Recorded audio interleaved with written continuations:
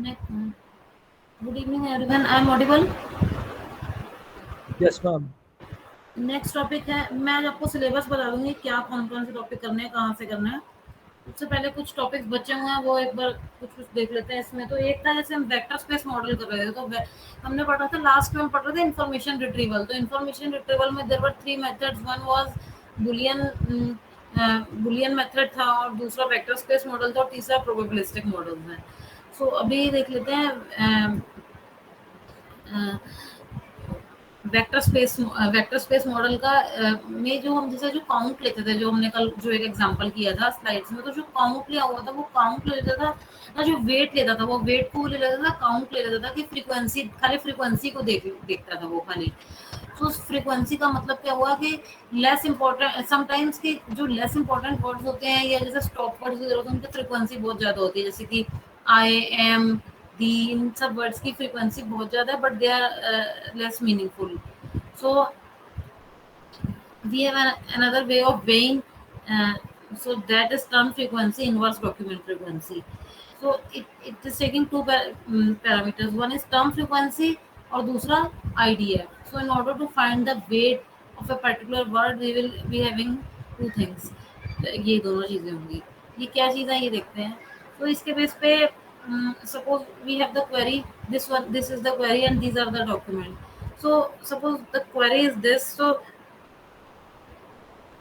Search engine क्या करेगा कि अगर उसके पास 1 मिलियन डॉक्यूमेंट्स है, उसमें से कुछ डॉक्यूमेंट्स को, जो भी मिलते जुलते डॉक्यूमेंट उसको उसको रिट्रीव करके दे देगा, और दूसरों को मतलब बाकियों को नहीं देगा. तो जो रिट्रीव डॉक्यूमेंट होंगे उनमें से कुछ जो डॉक्यूमेंट्स होंगे, जो कुछ हियरार्की होगी ना, रैंकिंग होगी कि पहला डॉक्यूमेंट जो भी है वो मोस्ट इंपॉर्टेंट है. जैसे हमारे पास बहुत सारे, जब मैंने भी जैसे सपोज TF-IDF भी सर्च किया था, तो TF-IDF सर्च किया तो बहुत सारे डॉक्यूमेंट आ गए, उसके बाद नेक्स्ट पेज आया, उस पर बहुत सारे डॉक्यूमेंट आ गए, ऐसे करके. तो अभी क्या रहेगा कि which document is more important and which is less important. So we are ranking the documents based on the term frequency matrix. ठीक है. तो उसको करने के लिए ये उसी की तरह है, थोड़ा सा जरा सा मतलब इसमें अलग फॉर्मूले हैं कुछ, उसको देख लेते हैं क्या है ये, कैसे कैलकुलेट करते हैं. मतलब बुक में ना ये चैप्टर 6 में ये कुछ चीजें ऐसे चैप्टर 6 में दिया हुआ है, चैप्टर 6 में ये हैं चीजें. अभी देखते हैं उसको, चैप्टर 6 को भी बाद में. तो सबसे पहले हमारे पास टर्म क्या थी, गोल्ड सिल्वर ट्रक. ठीक है. So this is our query. जैसे जैसे उसमें हम करते थे भाई, जैसे पिछला वाला जो वेक्टर स्पेस करा था, वेक्टर स्पेस मॉडल, उसमें हम क्या करते थे, ध्यान हो तो हमने ये करा था कि हमारे पास 3 डायमेंशनल वेक्टर होता है. क्वेरी हमारे पास क्या रहता था, 3 डायमेंशनल वेक्टर होता था. क्वेरी के लिए भी टी डायमेंशनल वेक्टर था, और डॉक्यूमेंट के लिए भी टी डायमेंशनल वेक्टर था. टी क्या था, नंबर ऑफ इंडेक्स टर्म्स. ठीक है. अब इंडेक्स टर्म का क्या मतलब है, इंडेक्स टर्म ये जितनी भी टर्म्स है ना, इसमें से पहले तो स्टॉप वर्ड को हटा दिए, जितने भी जो स्टॉप वर्ड्स थे उसको इसने हटा दिए. जैसे कि शिपिंग, पहले क्वेरी कहती गोल्ड सिल्वर ट्रक. ठीक है. डॉक्यूमेंट क्या थे उसके, shipping of gold damage in fire, delivery of silver arrived in silver truck, shipment of gold arrived in truck. ये कुछ करके उसके पास डॉक्यूमेंट है, और क्वेरी ये है. तो इसमें से उसने इंपॉर्टेंट टर्म्स को फाइंड आउट कर दिया after doing the pre-processing. So pre-processing means removing the stop word, removing the other words, वही दैट लेमेटाइजेशन, स्टेमिंग वगैरह कर कर उसने कुछ वर्ड्स को हटा दिया. उसके बाद जो वर्ड्स आए उसने उसको यहाँ पर असेंडिंग ऑर्डर में, अल्फाबेटिक ऑर्डर में उनको अरेंज कर दिया, उसको अल्फाबेटिक ऑर्डर में. ए आया, ए भी उसने स्टॉप वर्ड इसमें हटा नहीं, उसे ए अराइव, डैमेज, डिलीवरी, ऐसे करके सारे स्टॉप वर्ड हटे.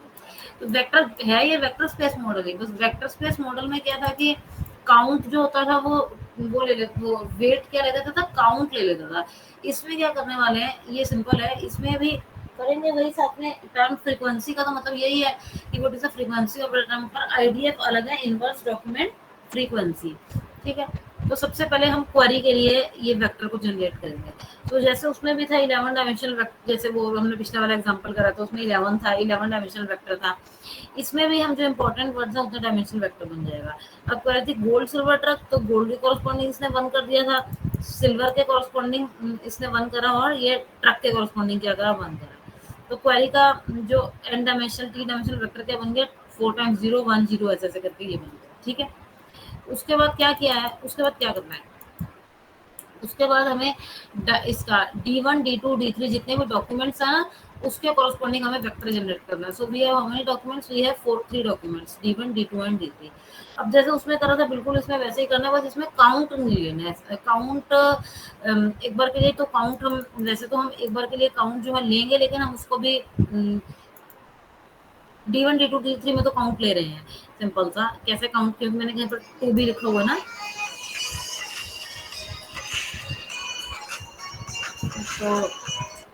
तो D1 का काउंट किया आप उसी तरीके से जैसे पहले करा था। हम्म, ये टर्म के कॉरस्पॉन्डिंग कैसे आ गया ये, तो उसी तरीके से इसने क्या कर दिया, काउंट ले लिया है कि ए पहले डॉक्यूमेंट में आ रहा है, नहीं आ रहा है, जीरो ले लिया, ए अगले में आ रहा है, वन ले लिया, ए अगले में लास्ट वाले में भी आ रहा है तो वन ले लिया, अराइव्ड पहले वाले में नहीं आ रहा फिर अगले में आ रहा है, इस टाइप से उसने ये डॉक्यूमेंट के भी बना दिए वेट। ठीक है, इतना हो गया, समझ आ रहा है?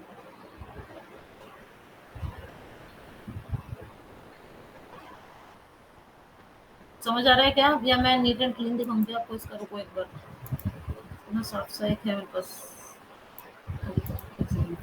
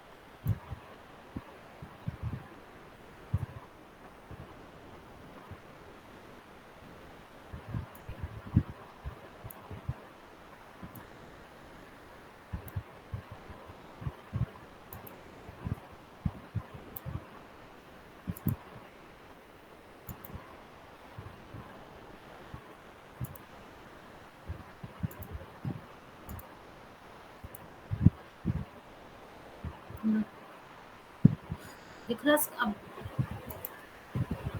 हम्म,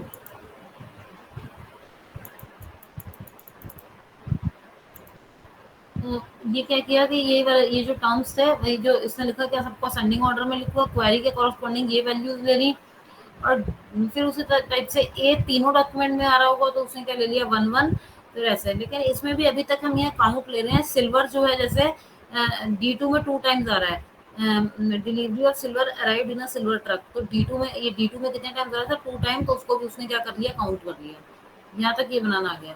उसके बाद हम नेक्स्ट कॉलम में हमें लेना है, नेक्स्ट वाले कॉलम में ये इनका काउंट ले रहे हैं, कि इसका काउंट ले रहे हैं, डी एफ आई मतलब कि डी ये डॉक्यूमेंट फ्रीक्वेंसी है, ये है डॉक्यूमेंट फ्रीक्वेंसी। हमें किसको मल्टीप्लाई करना है, मतलब ये हमें टर्म फ्रीक्वेंसी और इनवर्स डॉक्यूमेंट फ्रीक्वेंसी को मल्टीप्लाई कर रहे हैं। तो ये जो ये इन तीनों में ये आया तो यहाँ पर लिख दिया थ्री, इसमें खाली ये अराइव दो में आया तो डॉक्यूमेंट कितने डॉक्यूमेंट्स में आया, टू टाइम आया। डैमेज एक ही डॉक्यूमेंट में आया, तो ये किसमें आया, वन टाइम आया। अब जो सिल्वर था, सिल्वर कितने डॉक्यूमेंट्स में आया, सिल्वर आया तो एक ही डॉक्यूमेंट में, लेकिन चाहे टू टाइम्स आया, तो हमने यहाँ क्या ले लिया, इसको वन। ठीक है, तो हमें यहाँ पर काउंट को ना लेके बस ये चेक करें किस किस डॉक्यूमेंट में आया, तो ये इस टाइप से निकाल दिया। उसके बाद हमें क्या कैलकुलेट करना है, इनवर्स डॉक्यूमेंट फ्रीक्वेंसी। सो इनवर्स डॉक्यूमेंट फ्रीक्वेंसी का क्या मतलब हो गया, हमने जो डॉक्यूमेंट फ्रीक्वेंसी निकाल दी, इसका इनवर्स कर दिया। इनवर्स का क्या मतलब है, हमारे पास टोटल डॉक्यूमेंट्स कितने थे, 3। तो इनवर्स करने का मतलब 3/3, 3/2, 3/1, इन सबको ये कर दिया, तो ये इसका आ गया, ये आ गया इनवर्स डॉक्यूमेंट। अब आईडीएफ निकालने का जो फॉर्मूला रहता है वो होता क्या है, log of D by D F. ठीक है, अब ये लॉग टेबल से देख लेंगे हम, लॉग ऑफ 1 0 होता है, लॉग ऑफ 3/2 है ये, लॉग ऑफ 3 रहता है 0.4771, ऐसे करके इन सबका लॉग निकाल लिया। यहाँ तक ठीक है, समझ आ रहा है, आवाज आ रही है, आवाज आ रही है क्या? Yes ma'am. तो ये तो सिंपल, यही तो फिर यहाँ तक हो गया। उसके बाद हमें क्या निकालना है, टीएफ और आईडीएफ को मल्टीप्लाई करना है। ये हमने आईडीएफ निकाल दिया था, ये हमने क्या निकाल दिया था, आईडीएफ निकाल दिया था। उसके बाद हमें जो हमारा जो ये हमारा आईडीएफ आया, ये था हमारा आईडीएफ। ठीक है, अब क्वेरी के कॉरस्पॉन्डिंग जहाँ पे भी Q is query D1 D2 D3 is the document. क्या करना क्या है, ये जो आईडीएफ था इसको इन डॉक्यूमेंट से इंडिविजुअली मल्टीप्लाई करना, इंक्लूडिंग क्वेरी से। अब यहाँ था जीरो, क्वेरी को जीरो से मल्टीप्लाई करा, आंसर क्या आ गया, जीरो। यहाँ था जीरो, यहाँ पर भी आ गया जीरो। बस 3 टर्म्स थे क्वेरी में, एक तो गोल्ड और एक सिल्वर और एक ट्रक। तो गोल्ड के कॉरस्पॉन्डिंग मल्टीप्लाई करा इसको, ये आंसर आ गया। मतलब 0.1761 को मल्टीप्लाई करा 1 से, तो ये वाला आंसर आ गया। फिर इसको मल्टीप्लाई करा 1 से, तो ये वाला आंसर आ गया। और लास्ट वाले को मल्टीप्लाई करा, ट्रक को इससे, इसे मल्टीप्लाई करा 0.17 आईडीएफ से, मतलब मल्टीप्लाई करा इनवर्स डॉक्यूमेंट फ्रीक्वेंसी से, जब इसको मल्टीप्लाई करा तो इसका आंसर ये बना। ठीक है, यही काम इसको फिर किसके साथ करना है, क्योंकि हम क्या कैलकुलेट कर रहे हैं, वेट। वेट क्या होता है, वेट, ये हम वेट ही तो कैलकुलेट कर रहे हैं। वहां पे हम वेट बिल्कुल एक्सप्लिसिटली वो काउंट ले लेते थे, और इसमें हमें वेट क्या लेना है, अब हमें वेट क्या लेना है, TF return frequency into inverse document frequency. अब फिर से वही है, आईडीएफ को डी1 के साथ मल्टीप्लाई करेंगे, ये आईडीएफ और आईडीएफ डी1, यहाँ पर क्या आ गया, जीरो। अभी आईडीएफ ये वाला है, तो यहाँ पर जीरो था, तो मतलब कहने का मतलब ये वाले पूरे वाले कॉलम को, ये वाले कॉलम को डी1 से एक एक करके मल्टीप्लाई करेंगे, तो ये वाला इसका रिजल्ट आ गया। फिर इसी कॉलम को आईडीएफ को डी2 से मल्टीप्लाई करेंगे, तो ये आ गया। फिर D3 से इसी कॉलम को मल्टीप्लाई करेंगे, तो ये वाला आंसर आ गया। ये ठीक है, ये टेबल बनाना आ जाएगा, बोलो ये टेबल बनाना आ जाएगा।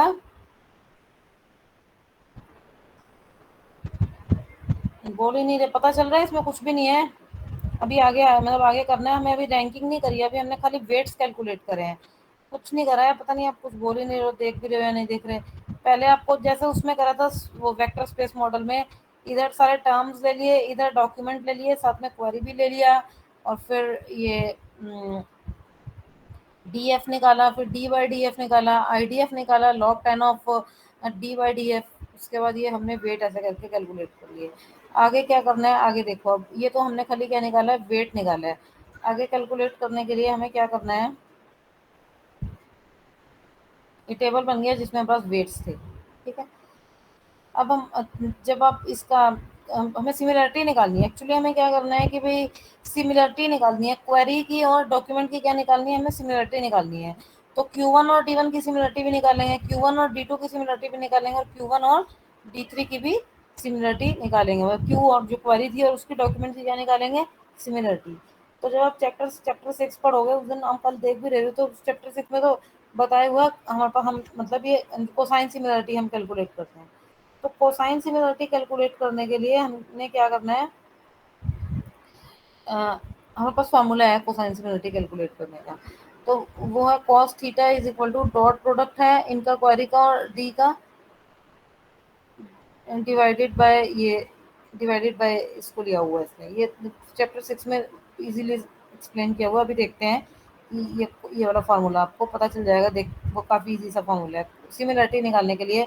किसी भी चीज़ में सिमिलरिटी निकालने के लिए या तो हम यूक्लिडियन डिस्टेंस से निकाल सकते हैं, या मैनहट्टन डिस्टेंस से, या हम अगर हम एंगल्स सिमिलरिटी निकाल रहे हैं तो हम cos थीटा लेके तो ये वाली सिमिलरिटी निकल जाएगी। ठीक है, ठीक है, इतना हो जाएगा, ये इतना है। अब हमारे पास वो वाला टेबल तो हमने बना लिया था। उसके बाद हमें एक्चुअल में हमें ये वाला जो लास्ट में था करना क्या है, हमें cos थीटा निकालना है हमें।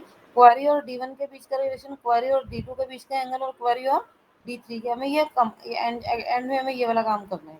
ठीक है, तो पहले हमें क्या करना है, क्यू ऑफ D1 निकाल लेते हैं, क्यू ऑफ D2 निकाल, क्यू इंटू D2 निकाल लेते हैं डॉट प्रोडक्ट, और क्यू इंटू D3 निकाल लेते हैं डॉट प्रोडक्ट। ठीक है, तो पहले क्यू इंटू D1 निकाल लेते हैं डॉट प्रोडक्ट। ठीक है, और डेनोमिनेटर बाद में कर लेंगे। तो क्यू इंटू D1 निकाला, सो क्वेरी इंटू D1। इधर देखो उस टेबल में जो हम देख रहे थे, अ, तो क्वेरी इंटू D1, तो क्वेरी इंटू डी ये रहा क्यू इंटू D1, ये था Q into D1, Q into D2 और क्यू इंटू D3।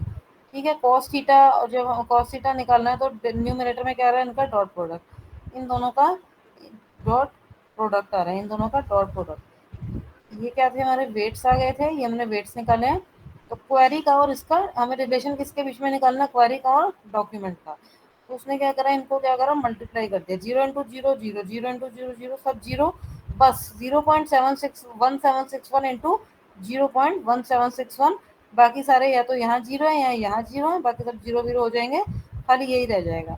ठीक है, तो क्वेरी मतलब हम क्वेरी कॉस थीटा निकल रहे हैं इनके बीच में, तो हमने क्या करा, इन दोनों को मल्टीप्लाई कर दिया।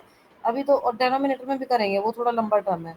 तो अच्छा, अब हमें क्या निकालना है, ये यही आएगा, ये चेक ही कर लो साथ साथ।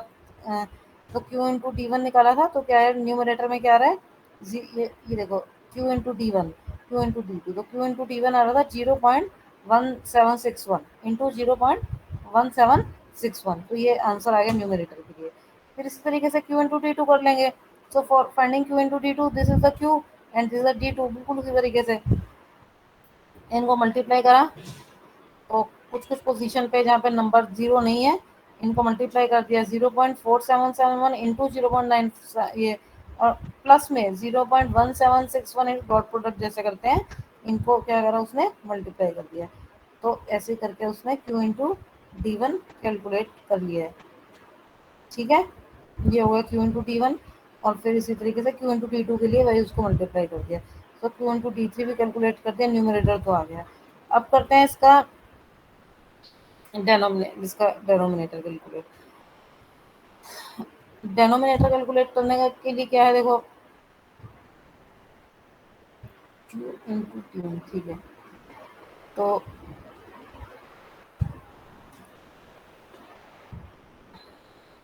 D1 को करने के लिए D1 D2 D3 करना है, तो क्या करेंगे हम इसमें, बिल्कुल सिंपल, D1 D2 D3। तो D1 देख लो, D1 ये है D1, this square plus this square plus this square plus this square, ये पहले का, इसका और इसका, इनका सब स्क्वायर करके अंडर रूट करना है D1 के लिए। D2 के लिए भी इनका स्क्वायर करके अंडर रूट करना है, और D3 के लिए भी इसका स्क्वायर करके क्या करना है, अंडर रूट। लो चेक कर लेते हैं इनका। वही है, D1 के लिए भी उसका स्क्वायर, इन सबका स्क्वायर करके और अंडर रूट, इन सब में यही करना है। तो स्क्वायर करके ये अंडर रूट, ये फार्मूला है, ये इसका एक्चुअल फार्मूला था, ये तो बस वैल्यू पुट किया हुआ है इसमें। फॉर्मूला क्या है, डी डी आई। ठीक है, D I is document 1, document 2, document 3। ठीक है, सो जो जो हमारा मतलब डॉक्यूमेंट 1 में वर्ड 1, ये जे इज द इंडेक्स। जैसे सबसे पहले, जैसे पहले जीरो था, तो जीरो का स्क्वायर प्लस जीरो का स्क्वायर प्लस जीरो का स्क्वायर, मान लो फिर कोई नंबर है उसका स्क्वायर, और फिर उसका क्या करना है, हमें अंडर रूट करना है। इसी तरीके से आप सबके लिए ये कैलकुलेट कर सकते हो, D1 D2 D3। अच्छा, और क्वेरी के लिए कैलकुलेट करने के लिए भी यही करना है, क्वेरी के लिए कैलकुलेट करने के लिए भी यही काम करना है, इनको मल्टीप्लाई करना है। क्वेरी के लिए कैलकुलेट करने के लिए क्या करना है, जो क्वेरी के कॉरस्पॉन्डिंग, देख लो क्वेरी के कॉरस्पॉन्डिंग क्या क्या वैल्यू है। एक तो ये का स्क्वायर, ये वाला का स्क्वायर प्लस ये वाले का स्क्वायर प्लस ये वाले का स्क्वायर, और इसका क्या करना है, अंडर रूट करना है। ठीक है, जैसे इसमें करा था, है। और फिर उसके बाद तो कुछ भी नहीं करना है इनको, क्या करा है लास्ट में जाके क्या करता है मल्टीप्लाई कर देता है। ये क्यू इंटू डी वन निकाल दिया था, फिर ये इंटू इनको मल्टीप्लाई कर दिया, इंडिपेंडेंट क्यू का निकाल दिया, डी वन का निकाल दिया। तो न्यूमिनेटर में डेनोमिनेटर में करने के लिए इसको और इसको क्या करना, को क्या करना है, इसको मल्टीप्लाई करना है क्यू इंटू डी वन को। ठीक है। तो अ, उसके बाद जो ये इसका जैसे क्यू इंटू डी वन करा, फिर क्यू इंटू डी टू करा, फिर क्यू इंटू डी थ्री करा, तो उसका इधर 0.5 से मल्टीप्लाई करना है, प्लस नहीं करना है इनको, मल्टीप्लाई करना है, यहाँ पे मल्टीप्लाई करना है। अब मल्टीप्लाई करने के बाद ये आ जाएगा cos theta D one, cos theta D two और कॉस थीटा, मतलब उनके बीच में एंगल। ठीक है। अब रैंकिंग करने के लिए डॉक्यूमेंट को जिसका एंगल ज़्यादा है वो मोस्ट इंपॉर्टेंट डॉक्यूमेंट है, मतलब उसका रैंक 1 है। जो उससे कम है उसका रैंक 2 है, और फिर जिसका जो एंगल है लेसर है वो क्या है ना, उसका रैंक 3 है। तो आपको इसी तरीके से कुछ क्वेश्चन आ सकता है कि आपको given a set of documents and query rank sort the documents. ठीक है। या rank the documents using the TF-IDF model, उसी तरीके से। ये समझ आ गया?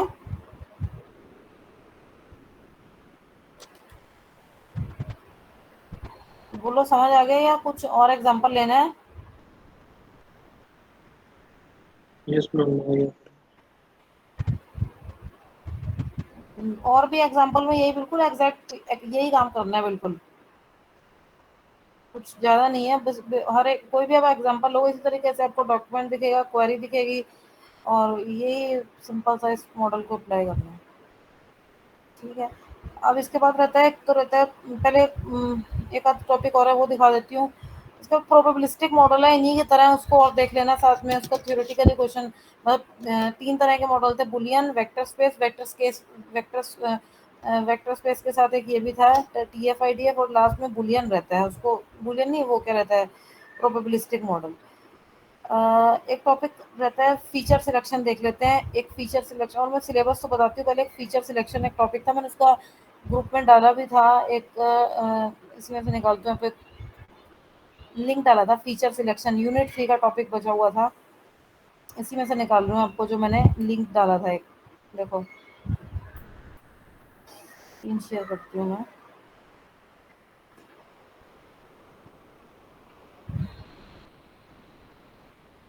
इसके बाद आपको सिलेबस बता देती हूँ कहाँ से क्या करना है, एक बार आप ये और देख लो।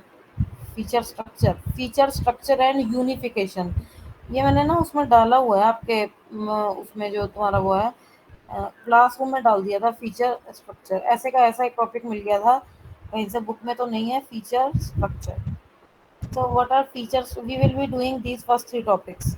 Introducing feature structure and the subsumption relations between feature structure and feature structure unification. ये तीन तक सिलेबस में, ठीक है।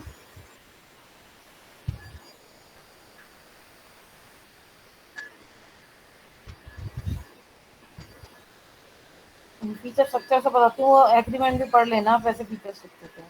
तो फीचर स्ट्रक्चर और open return as attribute value pair. Attribute भी नॉर्मली हम एट्रीब्यूट हम क्या लेते थे किसी भी ग्रामर में, S tends to NP-VP, NP tends to this, ऐसा करके हम कोई ग्रामर लेते थे।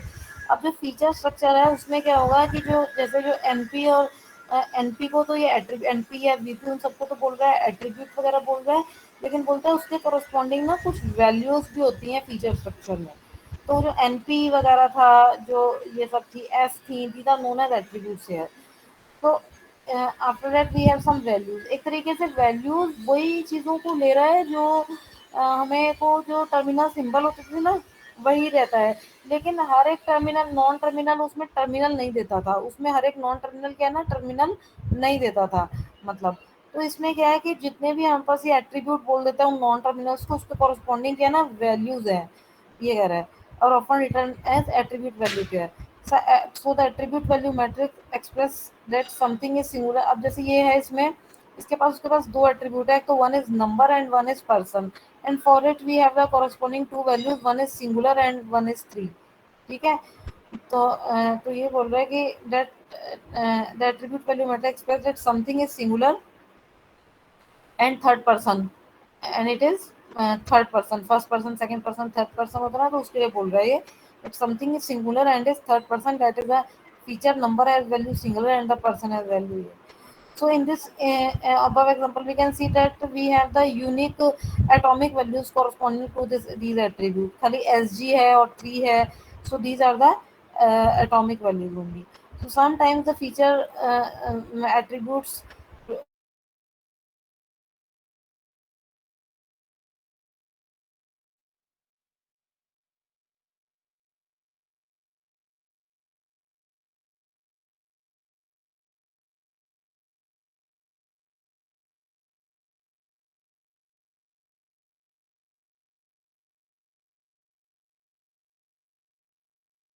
are not दिया हुआ, जैसे कि एक cat is NP, cat cat को इसने ले लिया, एनपी ले लिया है, चलो, तो एजीआर के कॉरस्पॉन्डिंग उसने क्या लिया, एक AGR is instead of a number, AGR को उसने क्या ले लिया अगेन ना, जैसे हम वो नहीं करते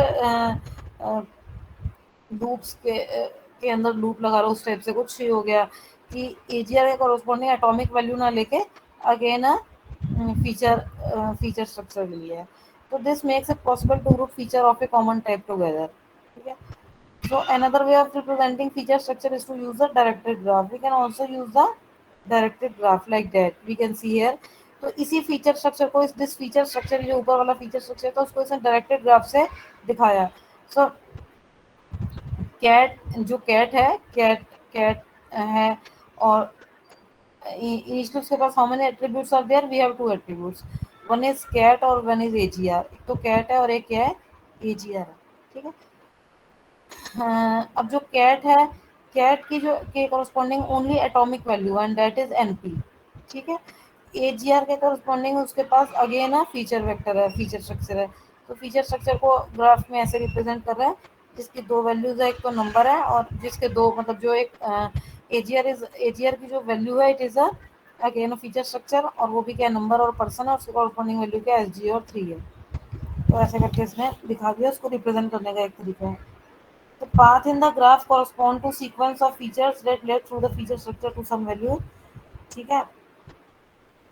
So the paths in the graph, these are the path corresponding to sequence of features that led through the, अब ये है ना, जैसे ये पाथ है तो कैट के कॉरस्पॉन्डिंग तो डायरेक्ट ही है ये, एजीआर के corresponding number, and then number के कॉरस्पॉन्डिंग क्या है, एजीआर का एट्रीब्यूट क्या है, नंबर है, और उस नंबर, वो नंबर क्या है, सिंगुलर है, सिंगुलर है, और पर्सन है तो वो क्या है, थर्ड पर्सन, तो ऐसे करके बता रहा है।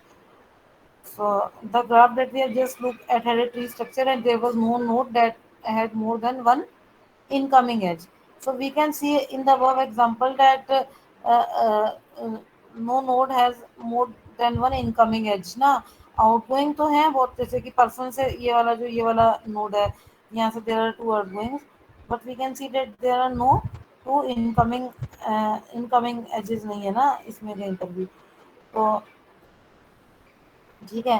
This need not always be the case, look at the following, ये इसमें नीचे वाले का बनाया हुआ है, ये इसमें नीचे वाले का बनाया हुआ है ये, ठीक है। सो यहाँ इसका ही बनाया हुआ, अभी देख लेते हैं कैसे। Here the paths head, head वाला, ठीक है, and head AGR,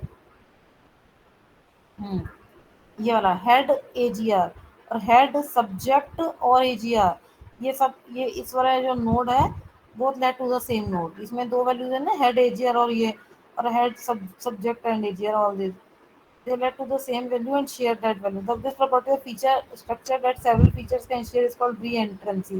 So reentrancy is जब किसी नोड के पास क्या है ना, कि एक नोड के पास क्या जा रही है, इसी नोड के पास क्या जा रही है, मल्टीपल वैल्यूज जा रही है, ये वाला इसके पास क्या जा रही है, मल्टीपल वैल्यू जा रही है, एक तो कहाँ जा रही है, हेड और एजीआर, सो एक head subject and AGR and this is known as रीएंट्रेंसी।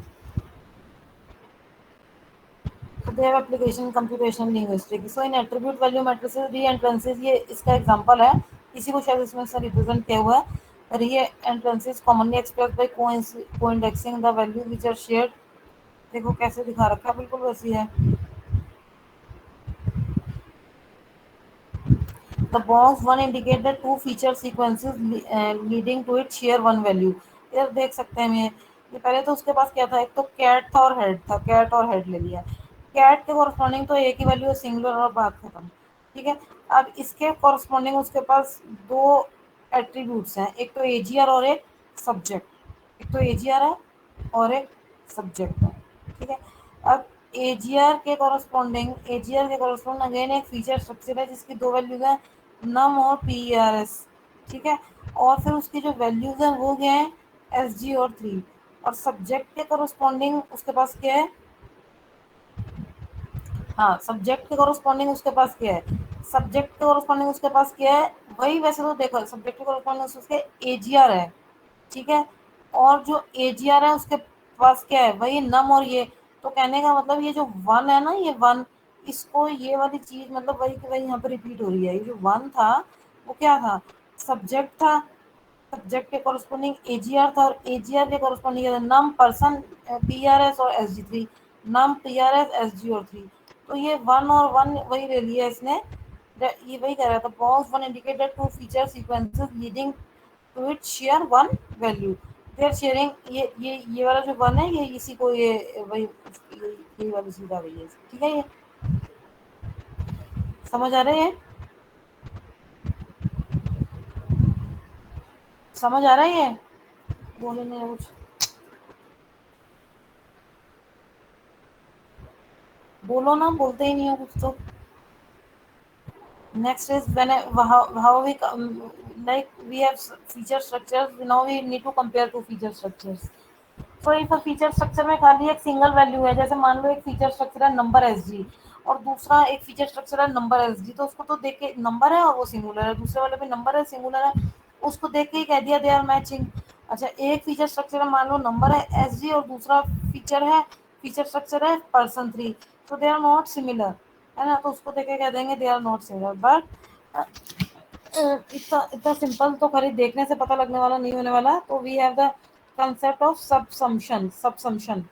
तो सबसम्शन ये क्या कहता है कि we set above that feature structure are essentially set of properties. Actually these are set of properties na, given two different set of properties, one obvious thing is to compare the information they contain. अब क्या रहेगा, आप जैसे इन दोनों features को compare कैसे करेंगे, so parents को कंपेयर करने के लिए ये वाला फीचर स्ट्रक्चर वैसे उसी तरीके से सिंपल है। इसमें there are two attributes number and person, इसमें भी there are two attributes number and person. एक पहले की वैल्यू एस जी है, दूसरे की वैल्यू 3 है, इसमें भी पहले की वैल्यू एस जी है, एक की वैल्यू एस जी और एक की वैल्यू क्या है, मतलब एक की क्या नंबर की वैल्यू ये है, तो ऊपर नीचे कर दिया कोई फर्क नहीं पड़ रहा है। तो इसका क्या मतलब है, इस इन दोनों का क्या मतलब है, फीचर फंक्शन सबज्यूम्स का मतलब होता है कि it is similar to another feature structure, है ना, या अब इसमें क्या है, F1 subsumes F2, F2 and F2 subsumes F1, क्योंकि all the information of F1 is contained in F2 and all the information of F2 is contained in F1. So the two following two feature structure, for instance, subsume each other. Sometimes this may happen that F1 की जो information है वो F2 में होगी पूरी की पूरी, but F2 के में भी F2 में कुछ extra information हो, वो F1 में नहीं होगी. So in that case we can say F1 subsumes F2 but F2 does not subsume F1. ये ऐसा हो सकता है कि F2 में कम इंफॉर्मेशन है, तो फिर क्या है ना कि F2 में कम है और F2 has less information whereas F1 has more, so F2 subsumes F1. जैसे यही वाला एग्जांपल है अगला, इसमें ऊपर वाले में they contain exactly the same information since the order in which features are listed in the matrix is not important. Now we can see this one, number singular and here we can see that number singular, this feature structure, ये जो number और singular है, ये जो अरे, चला गया।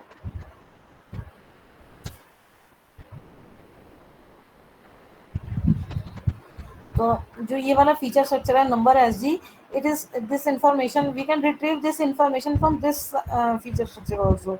So we can say first this one subsumes the second one but not vice versa, because person 3 इसमें नहीं है, सीधी सी बात है, बिल्कुल सिंपल सा है. So every piece of information that is contained in the feature structure is also contained in the second, but the second feature structure contains additional information. So here we are just comparing it.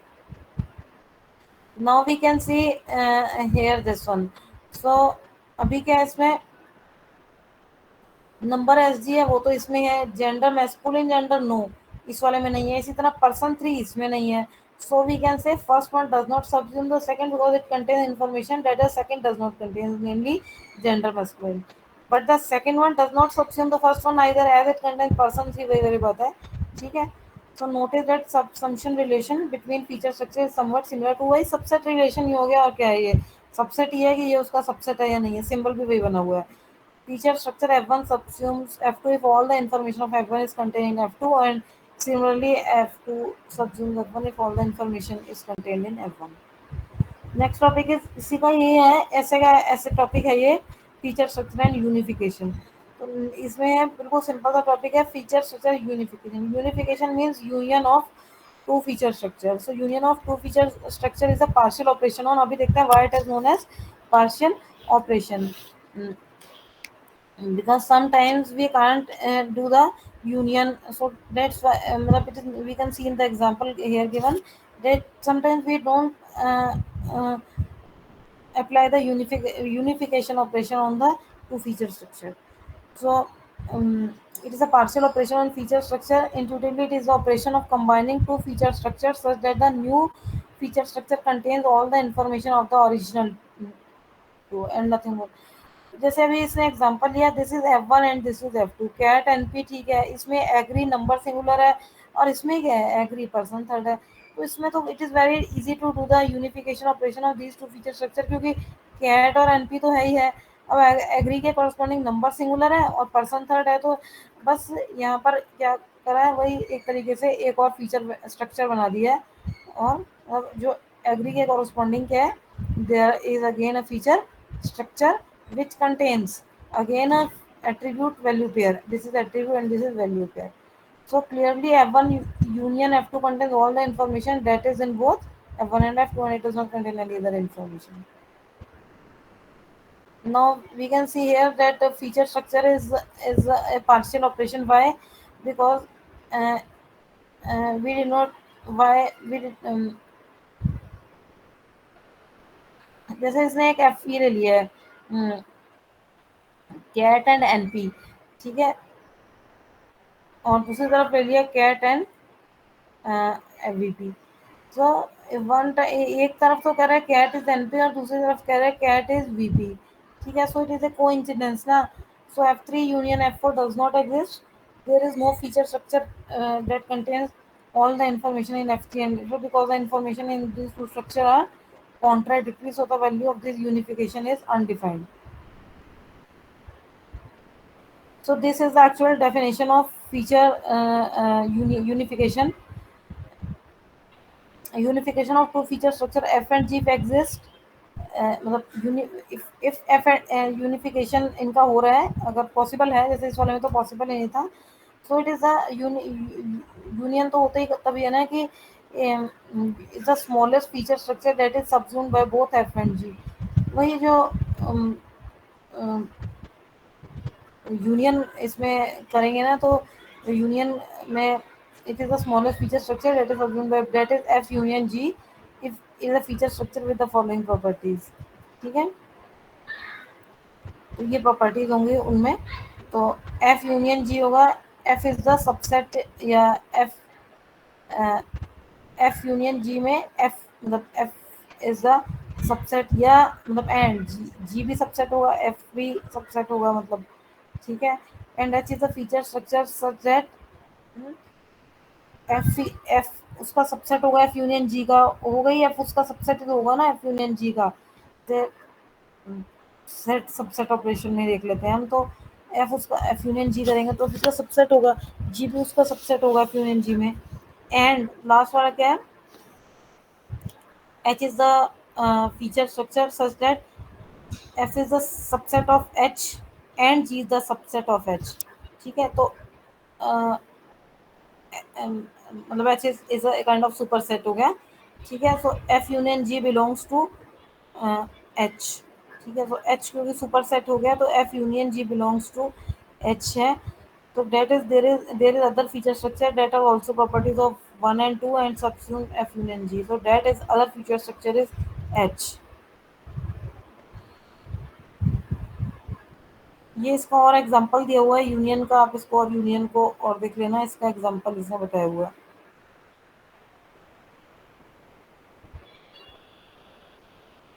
जैसे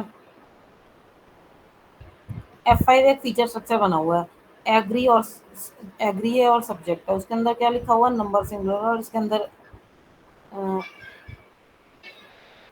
number और singular है। Number एक उसका वो था, number उसका attribute था और सिंगुलर उसकी वैल्यू थी।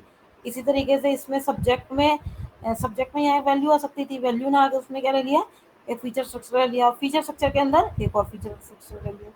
अब F6 भी एक फीचर स्ट्रक्चर है, उसमें सब्जेक्ट लिया, सब्जेक्ट क्या, सब्जेक्ट तो एक सब्जेक्ट क्या था, सब्जेक्ट तो एट्रीब्यूट था, एट्रीब्यूट के corresponding this is the feature structure, जिसमें फिर ये एट्रीब्यूट है, फिर ये एट्रीब्यूट ही आ गया और ये उसकी फिर क्या हुआ, लास्ट में वैल्यू आई।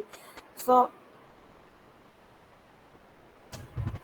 F5 यूनियन F6 करा। सो उसके पास F5 यूनियन F6 में क्या है, एक तो उसके पास एग्री आया और एक क्या आया, सब्जेक्ट आया, एग्री और सब्जेक्ट लिख दिया। एग्री तो सिंपल है, नंबर सिंगुलर इसने लिख दिया, एग्री तो बिल्कुल ही सिंपल है, ठीक है, ये वाला जो एग्री है सिंपल है। अब इस सब्जेक्ट के कॉरस्पॉन्डिंग क्या है, एक तो एग्री है और एक क्या है, ये वाला एग्री है। अब ये वाले एग्री में क्या है, नंबर सिंगुलर है और इसमें क्या है, पर्सन थर्ड है, बस इसको ऐसे करके लिख दिया।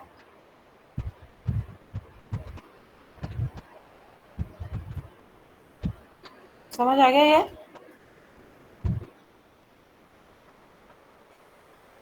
बाकी इसको थोड़ा सा और देख लेना, यही था फीचर स्ट्रक्चर इसके बारे में।